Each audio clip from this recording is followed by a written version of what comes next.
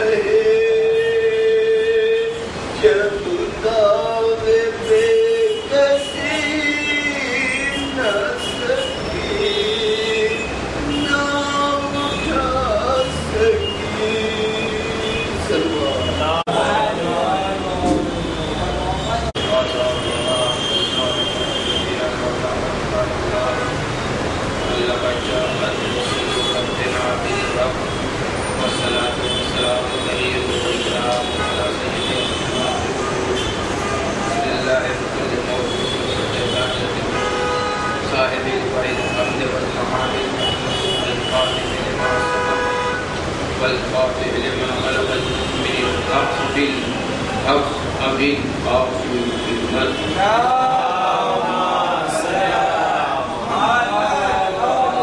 وآل الطيبين الطاهرين المعصومين المرتجبين المكرمين الذين أذهب الله عنهم الرجس وطهرهم تطهيرا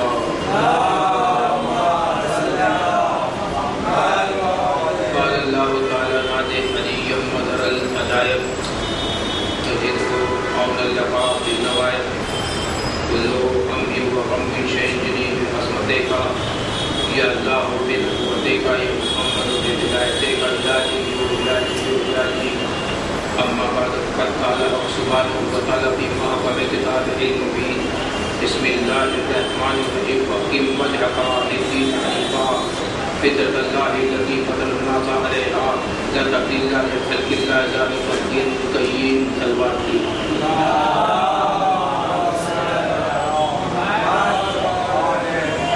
حاضرین گرامی حضرات محترم حضرات سیدانی سکینہ سلام اللہ علیہا، خداوند عالم نے تمام مخلوقات کو خلق کیا اور ان کو روزی عطا فرمائی. مختلف قسم کے مخلوقات ہیں. کوئی مخلوق صرف پانی میں رہتا ہے، کوئی مخلوق پانی میں رہتا ہے اور پھر پانی کے باہر بھی آتا ہے. چار پائے جانور الگ ہیں. ہر قسم کی مخلوقات کو اللہ تعالیٰ نے روزی عطا فرمائی. ایک مخلوق یہ ہے پانی میں غذا حاصل کرتا ہے اور پھر باہر آ کے منہ کھول کے بیٹھ جاتا ہے.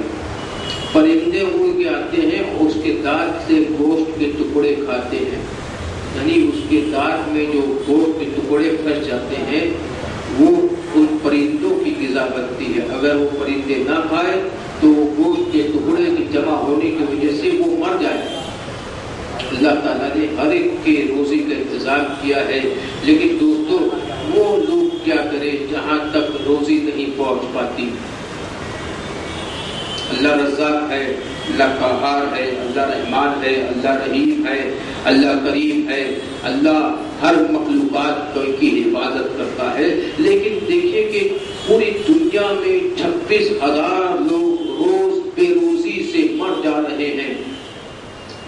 بے روزی سے 26,000 لوگ مر رہے ہیں. اس لیے آپ روزانہ 110 مرتبہ یا رزاقو یا رزاقو یا رزاقو پڑھا کرے تاکہ ہمیں رزق ملتا رہا کرے. اور دیکھیں کہ ہر ایک انسان چاہتا ہے کہ وہ ترقی کرے، وہ ہدایت یافتہ ہو. گمراہ ہونا اور بات ہے، ہدایت یافتہ ہونا اور بات ہے. کہتے ہیں فلاں عالم ہمارے درمیان ہوتا تو ہم بہت ترقی کرتے، ہم ہدایت یافتہ رہتے. عالم، ارے میں تو کہتا ہوں عالم کیا، ہمارے پاس باب علم ہے، ہمارے پاس باب علم ہے. ہم ترقی یافتہ کیوں نہیں ہے؟ تجارت کریے، رسول اللہ کی حدیث سے تجارت کریے. جو ٹھیلا لگاتے ہیں ناکے پہ یہ دن کا 1000 سے 5000 کما لیتے ہیں، بلکہ آپ کام پہ جاتے ہیں تو 7 یا 8000 پگار، جو بھی محنت اتنی ساری. تو ترقی کب کرے گا انسان؟ جب عمل کرے گا. ترقی کا پہلا مرحلہ فطرت ہے. فطرت اگر عطرت کے کہنے پہ چلے گا، عطرت اہل بیت کے کہنے پہ چلے گا تو فطرت بھی کام آئے گی، عطرت بھی کام آئے گی. بہت ہی کوشش کریے دوستو. فطرت انسان کی فطرت میں ہے. فطرت اللہ التی فطر الناس علیہا. اللہ نے کل مولود یولد علی فطرت الاسلام، ہر بچہ اسلام کی فطرت پر پیدا ہوتا ہے. اس کے پالنے والے اسے اپنے جیسا بنا دیتے ہیں، اپنے جیسا ڈھال دیتے ہیں. تو فطرت سے تو بچہ اسلام پر ہوتا ہے.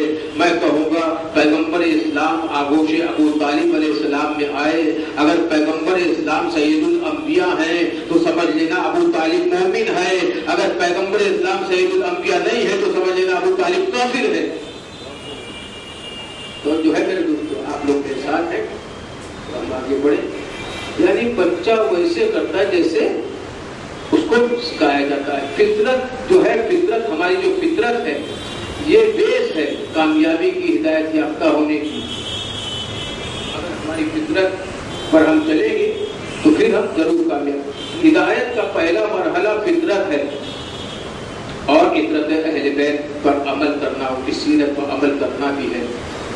اب کامیابی ہم سے سب کو ملتی ہے جو کوئی محنت کرتا ہے اور فطرت پہ چلتا ہے اور فطرت پر رہتا ہے.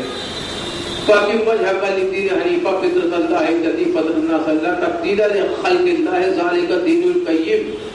اور یہ جو ہے اللہ کے قانون میں تبدیلی نہیں ہوتی، اللہ کا قانون مبنی ہوتا ہے. جو کوئی اللہ کے قوانین پہ چلتا ہے وہ کامیاب ہوتا ہے، ہدایت یافتہ رہتا ہے. اور جو کوئی قرآن اور اہل بیت کو چھوڑ دیتا ہے وہ گمراہ ہو جاتا ہے، چھوڑ دیتا ہے وہ گمراہ ہو جاتا ہے. تو ہمیں دیکھنا ہے عزیز محترم کہ ہدایت یافتہ لوگوں کا کیا ریکارڈ رہا ہے، لوگ کیسے کامیاب ہوتے رہے. اگر جو کوئی اسلام پر چلے گا وہ کامیاب ہو جائے گا، کامران ہو جائے گا. اور جو کوئی اسلام کے راستے سے ہٹ جائے گا وہ برباد ہو جائے گا، نیست و نابود ہو جائے گا. اب یہ سوال اٹھتا ہے کہ ہم ہدایت یافتہ ہیں، یہ جو ماتم کرتے ہیں، مجلسیں برپا ہوتی ہے، جلوس نکلتا ہے، ایک کرنٹ ٹاپک ہے. ماتم قرآن سے ثابت کریے، مجلس قرآن سے ثابت کریے، جلوس قرآن سے ثابت کریے، علم قرآن سے ثابت کریے. علم قرآن سے ثابت ہو چکا. خیبر میں علم نبی اللہ نے ولی اللہ کو دیا، نبی اللہ نے علم ولی اللہ کو دیا. وہی علم عباس علمدار کو عطا ہوا، عباس علمدار کہلائے. وہی علم ہم جلوسوں میں نکالتے ہیں. حسن کمال دیتا ہے عباس کا علم، غم سے نکال دیتا ہے عباس کا علم. حسن کمال دیتا ہے عباس کا علم، غم سے نکال دیتا ہے عباس کا علم. مشکل کشا علی ہے نبیوں کے بھی واسطے، اپنی تو ڈال دیتا ہے عباس کا علم.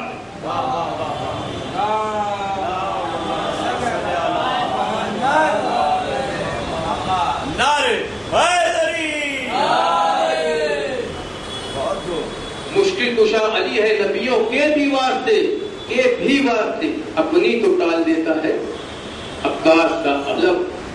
عباس کا علم جلوسوں میں نکلتا رہے گا. یادگار کربلا تازی ہوتی رہے گی. یہ لوگ اسی لیے الزام لگا رہے ہیں کہ ہم اپنے بچوں کو لے جاتے ہیں اور زبردستی ہم معاذ اللہ بنا مارتے. نہیں، ایسی بات نہیں ہے. یہ تو فطرتاً بات ہے. فطرت بچہ پیدا ہوتا ہے تو روتے ہوئے پیدا ہوتا ہے. اب کہتے ہیں رونا بدعت ہے، تو پھر بچہ پیدا کیوں روتے ہوئے ہوتا ہے؟ پہلا سوال یہ ہے. رونا اگر بدعت ہے تو بچہ پیدا ہوتے ہی روتا کیوں ہے؟ دیکھیے قرآن ماتم سے میں ثابت کروں گا آج، اور حدیث سے ثابت کروں گا. سورہ مریم 1 سے آیت نمبر 12، قاف ہا یا عین صاد، قاف ہا یا عین صاد. اس کی تفاسیر امام حسن عسکری صلاۃ والسلام کے ذریعے سے میں دوں گا کہ خداوند عالم سے زکریا نے فریاد کیا کہ میری ہڈیاں کمزور ہو چکی ہے، میرے بال سفید ہو چکے ہیں، اے خداوند عالم مجھے وارث عطا فرما دے، مجھے وارث عطا. آپ غور فرمائیں کہ نبی کا وارث ہوا کرتا ہے، نبی لاوارث نہیں ہوتا. نبی کا وارث ہوتا ہے، نبی لاوارث نہیں ہوتا. اب میرے نبی اللہ کو ابتر کہنے والوں، نبی کا آخری جانشین امام مہدی رضی اللہ تعالیٰ پر شریف وارث ہے.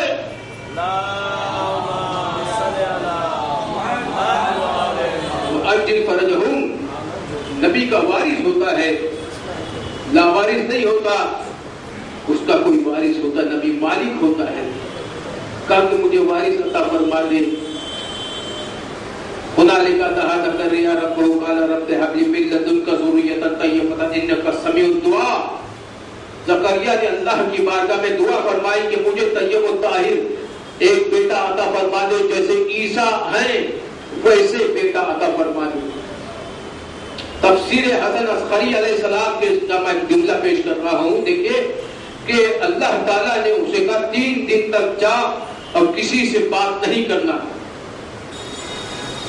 وہ گئے ایک حجرے میں اور 3 دن تک کیا کیا انہوں نے؟ خداوند عالم کی بارگاہ میں دعا کی، خداوند عالم مجھے اسماء اعظم عطا فرما دے تاکہ مصیبت میں مجھے کام آئے، آپ بھی دے دیجئے۔ مصیبت ہو، مشکل ہو، پریشانی ہو، نوجوان لڑکی کی شادی نہیں ہو رہی ہو، کوئی بیمار ہو، اس کے لیے بھی تمام مشکلوں کا حل یہ مشکل کشا ہے۔ تمام مشکلوں کا حل یہ مشکل کشا علی مرتضیٰ ہے، جو بولتا ہوا قرآن ہے، جو فاتح خیبر ہے، جو حسنین کا بابا ہے، جو زہرا کا شوہر ہے، جو فاتح خیبر ہے، جو حب الاقطاب ہے، جو حبیب الاقطاب ہے، جو عین اللہ ہے، جو وجہ اللہ ہے، جو بستر میں جائے تو نبی کہلائے، جو نصیریوں میں آ جائے تو خدا بن جائے۔ نعرے حیدری حیدری حیدری۔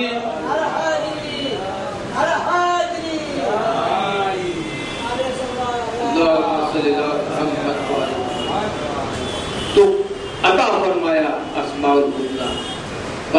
کون سے نام ہے وہ؟ محمد صلی اللہ علیہ وسلم، علی، فاطمہ، حسن، حسین علیہ السلام کا 3 دن تک یہ کی تسبیح پڑھتے رہنا، وہ پڑھتے رہے۔ لیکن خداوند عالم کی بارگاہ میں دعا فرمایا، خدا جب میں محمد مصطفیٰ اور علی مرتضیٰ اور فاطمہ زہرا اور حسن کا نام لیتا ہوں تو مسرور ہوتا ہوں، لیکن جب میں حسین کا نام لیتا ہوں تو غمگین ہو جاتا ہوں، میری آنکھوں سے آنسو ٹپکنے لگتے ہیں۔ کہا اس کی وجہ ہے کہ امام حسین کربلا کی سرزمین پر ہوگی اور ان سے شہید کر دیے جائیں گے، اور امام حسین کی محبت اس کے دل میں بس گئی۔ جناب زکریا میں امام حسین کی محبت اس کے دل میں بس گئی۔ اور کاف ہا یا عین صاد کا کیا معنی؟ کاف سے کربلا، ہا سے ہلاکت، یہ سے یقین نہر یزید ملعون، عین سے التش عطش، اور صاد سے صبر، جو امام حسین علیہ السلام نے صبر کیا، جو شہزادی زینب نے صبر کیا، جو باری سکینہ نے صبر کیا ہے، وہ صبر۔ اب جب انہوں نے ورد کرنا شروع کیا تو یہ علامت تھی کہ انہیں ایک بیٹا عطا ہوگا۔ اور تفسیر حسن عسقری صلی اللہ علیہ وسلم میں یہ ہے کہ وہ یہ کہا گیا کہ زکریا دعا کرتے رہے کہ مجھے ایک بیٹا عطا کر دے، اور وہ مصیبت جو امام حسین علیہ السلام کا گزری ہے اس پر بھی گزری، اور وہ میں اپنی آنکھوں سے دیکھ کر گریہ فرماؤں رو۔ یعنی ماتم قرآن مجید میں ہے، حدیث میں بھی ہے ماتم۔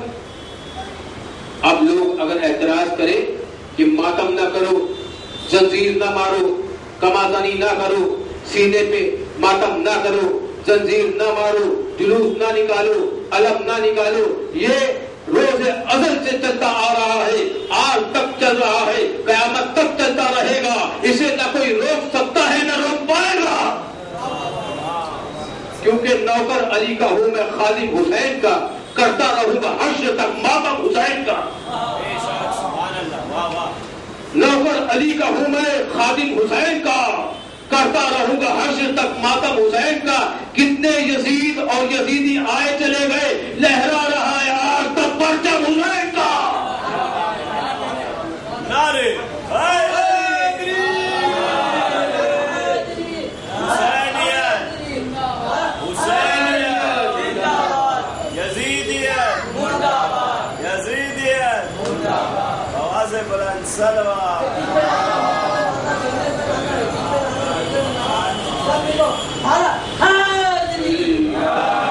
جو لوگ کرنا چاہ رہے ہیں ان پہ اللہ تعالیٰ کی بھی لعنت ہے، فرشتوں کی بھی لعنت ہے، مخلوقات کی بھی لعنت ہے، اور جو لوگ ماتم کرنا چاہ رہے ہیں ان پہ اللہ کی بھی رحمت ہے، فرشتوں کی بھی رحمت ہے، مخلوقات جو درود پڑھتے ہیں ان پر رحمت برستی ہے، جو درود شریف پڑھتے ہیں۔ نوکر علی کا ہوں میں، خادم حسین کا، کرتا رہوں گا حشر تک ماتم حسین کا۔ کتنے یزید وہ یزیدی آئے چلے گئے، لہرا رہا ہے آج تک پرچم حسین کا۔ حسین زندہ باد ہوتا ہے، یزید مردہ باد ہوتا ہے۔ دیکھیے اللہ تعالیٰ نے جناب یحییٰ کی ولادت کی زکریا کے گھر میں، اور 6 مہینے میں جناب یحییٰ پیدا ہوئے، جس طرح امام حسین صلوات والسلام بھی 6 مہینے میں پیدا ہوئے، 6 مہینہ اسی طرح 6 مہینے۔ اور یحییٰ بھی شہید ہوئے ہیں، امام حسین علیہ السلام بھی شہید ہوئے ہیں، لیکن یہ پیغمبر کا ایک مقصد تھا، اس قرآن کی آیت سے ظاہر ہوتا ہے پیغمبر کا ایک مقصد تھا، عزاداری حسین علیہ السلام۔ اگر پیغمبر کا یہ مقصد ہو سکتا ہے کہ عزاداری حسین علیہ السلام، تو ہم شیعوں کا مقصد اور کیوں نہیں ہو سکتا؟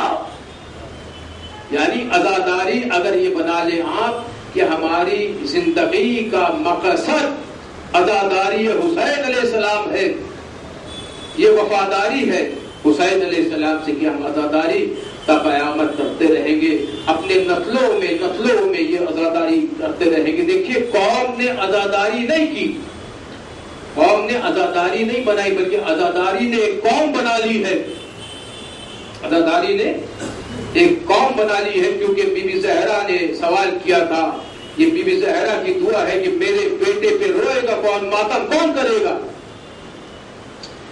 تمام کتابوں میں درج ہے، اہل سو کی کتابوں میں،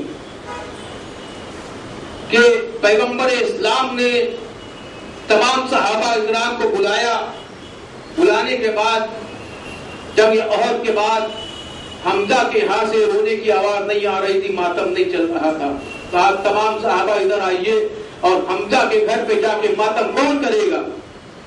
کہا ہم کریں گے، اور حمزہ کے گھر پہ جا کے ہجوم ہوا اور وہاں پہ ماتم ہوا۔ یہ ثابت ہے، حدیث سے بھی ثابت ہے ماتم، قرآن مجید سے بھی ثابت ہے ماتم۔ اور دیکھیں اور ایک روایت میں آپ کے ذریعے حالیہ تک پہنچانا چاہتا ہوں، ایک بہترین سلوات کی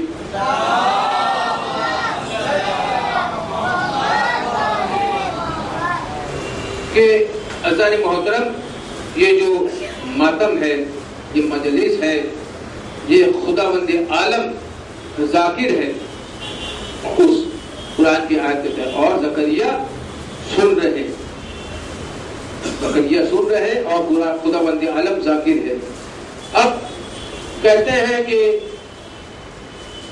کچھ لوگ کے رونا بدعت ہے، جبکہ نبی اللہ روتے رہے۔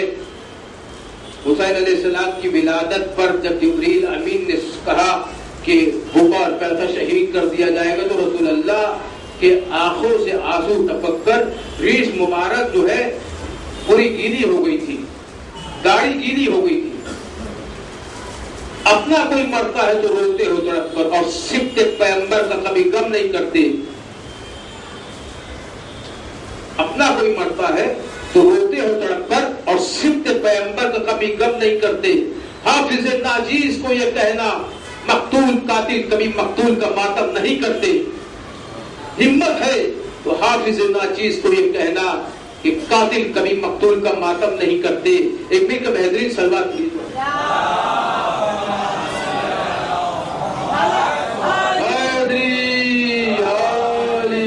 اور دیکھیے عزیزان محترم، ہم جاتے ہیں حج کے مقامات پر صحیح کرنے۔ یہ صحیح کیوں کر رہے ہیں؟ اول بیت ہدی للناس للذی ببکۃ مبارکا ہدی للعالمین، کیونکہ یہ حج کا مقام خانہ کعبہ ہدایت ہے عالمین کے لیے، ہم ہدایت پانے جا رہے ہیں اور صحیح کرتے ہیں۔ صفا و مروہ کے درمیان دوڑ لگاتے، کیوں؟ کیونکہ ہاجرہ دوڑی تھی، پیاس اسماعیل کو یاد کر کے ہاجرہ دوڑی تھی، تو ہم دوڑتے ہیں۔ ایک ہے سارا ابراہیم کی 2 بیویاں، ایک ہاجرہ ایک سارا جناب سارا اولاد نہیں ہوتی تھی، ماتم کرتی تھی. ایک مرتبہ جب بوڑھی ہو گئی تو خداوند عالم نے بشارت دی کہ تمہیں اولاد ہوگی. تو ماتم کیا کہ میں اتنی بوڑھی ہو گئی ہوں. کہا کہ تمہیں اولاد ہوگی، یعنی کہ سارا نے ماتم کیا، ہاجرہ نے صحیح کی. وہ سیرت ہاجرہ ہے، یہ سیرت سارا ہے. دونوں ابراہیم علیہ السلام کی بیوی ہے، جوزا ہے. آپ تو ایک بیوی کا عمل کرتے ہیں. جو ہاجرہ نے کہا، ہاجرہ نے کیا، ہاجرہ نے کہا، وہ آپ عمل کرتے ہیں، صحیح کرتے ہیں. ہاں، صفا اور مروہ کے درمیان دوڑ لگاتے کیوں؟ اسماعیل کی پیاس کو یاد کر کے ایک عمل قرآن سے میں ثابت کر رہا ہوں، ماتم یہ کرتے ہیں. لیکن سارا نے جو ماتم کیا اپنی اولاد کے لیے وہ آپ نہیں کرتے. یعنی آپ ادھورا عمل کرتے ہیں، آدھا عمل کرتے ہیں. ایک بیوی کا عمل تو کر رہے ہیں ابراہیم علیہ السلام کی، ایک بیوی کا عمل نہیں کر رہے. اگر عمل کرنا ہے تو پورا عمل کریے. جس طرح ہاجرہ دوڑ لگا رہی ہے، آپ بھی دوڑ رہے ہیں. سارا ماتم کر رہی ہے، آپ بھی ماتم کر کے بتائیے. ایک بھی سوا پڑ محمد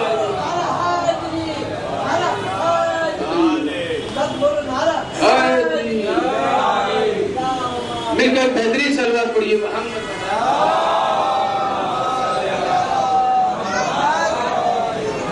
اذان محترم قرآن مجید میں ہے جناب ہاجرہ، جناب سارا. ہاجرہ نے صحیح کی، سارا نے ماتم کیا. تو اب ماتم قرآن مجید میں ہے. جس طرح ہاجرہ کی سنت پہ عمل کرتے ہو اسی طرح سارا کی سنت پہ عمل کریے، ماتم بھی کریے. جس طرح حج پہ جاتے ہیں، وہ پیاس اسماعیل تھی، یہ پیاس امام حسین علیہ السلام ہے. کل ہی شہادت جناب سکینہ گزری ہے. آج آپ شہزادی سکینہ کا پرسہ دینے آئے ہیں. شہزادی سکینہ کو بہت تڑپایا گیا، بہت ستایا گیا، بہت مقامات پر شہزادی سکینہ کا خون بہا. اور دوستو آپ کو پتا ہے کہ کوئی شخص کتنا برداشت کر سکتا ہے. محمد باقر بھی کربلا کی سرزمین پر ہے، جناب سکینہ بھی کربلا کی سرزمین پر ہے. محمد باقر ہم عمر ہے، لیکن محمد باقر پر اتنی اذیت نہیں پڑی جتنی جناب سکینہ پہ پڑی. کیا کیا مصیبت سکینہ پہ پڑی ہے آپ کو سناؤں. سکینہ کے کانوں سے بھوندے اتارے نہیں گئے بلکہ چیرتے ہوئے نکالے گئے کھینچ کر. سکینہ کے کانوں کے بوندے کان چیرتے ہوئے کھینچ لیا شمر نے. سکینہ کو تماچے کیوں مارے گئے؟ کیونکہ سکینہ اپنے بابا کے لاشے کو لپٹ کے رو رہی تھی. ارے بابا آپ کے بعد خیمے جلا دیے گئے، بابا آپ کے بعد زینب کی چادر لوٹ لی گئی، بابا آپ کے بعد ہمارے کربلا کے نیچے سے مسلح کھینچ لیا گیا. بابا شہزادی سکینہ کو اونٹ کے پشت سے باندھ دیا گیا تھا اور سینہ جو ہے پورا زخمی ہو گیا. سکینہ 4 برس کی بچی ہے کربلا کی سرزمین پر، 4 برس کی بچی. اور سکینہ کا ایک بھائی تھا علی اصغر، جسے مولا حسین کربلا کی سرزمین پر لے کے گئے کہ اسے ایک گھونٹ پانی پلا دیجئے. عزادارو آپ کی غیرت جاگ جائے، آپ بیدار ہو جائیے. آپ پرسہ دینے آئے ہیں، آپ عزاداری کے لیے آئے ہیں. شہزادی زہرا آئی ہے پرسہ لینے کے لیے، لیکن کس طرح آپ پرسہ دیں گے؟ ایسا رونا جیسے جب سکینہ کے کانوں سے بوندے چھینے گئے. سکینہ نے آواز دی، ارے چچا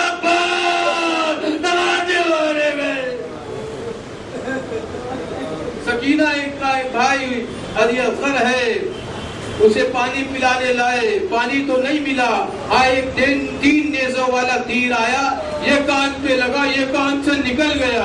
میں کہا تیر کتنا بڑا تھا، علی اصغر کتنے چھوٹے تھے. ارے خون آسمان بھی ایکسپٹ نہیں کرتا، زمین بھی نہیں. مولا حسین چہرے پہ مل لیتے ہیں، لیکن شہزادی سکینہ کے پورے بدن پہ خون لہو لہار ہو چکا ہے. اور دیکھیے کہ اس طرح ایک منزل پر سکینہ اونٹ پہ سے گر گئی.